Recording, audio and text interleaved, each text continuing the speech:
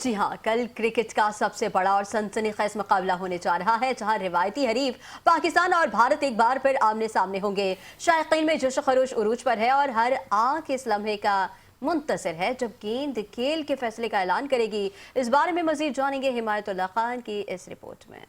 जी, कल एक दफ़ा फिर पाकिस्तान और इंडिया का मैच खेलने जा रहा है। आवाम पुरजोश नजर आता है। आइए आवाम से बात करते हैं कि वो क्या कहते हैं। बहुत अच्छी बात है। देखिए, हमें बहुत अच्छा लगा कि इस तरफ इंडिया ने आगे ज़ाहिर कदम बढ़ाया तो हमने भी बढ़ाया। अगर उन्होंने पहले नखरे किए थे तो हमारे वालों ने भी सही अच्छा जवाब दिया। इंशाल्लाह कल ये तो अच्छा फैसला किया पाकिस्तान ने।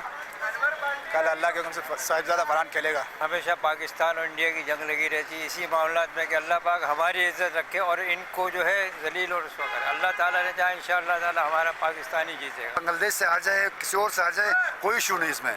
सिर्फ इंडिया से जीतनी चाहिए हमारी टीम को इंशाल्लाह, और उम्मीद भी जीत जाएगी। कल के मैच के हवाले से ये है कि हमारे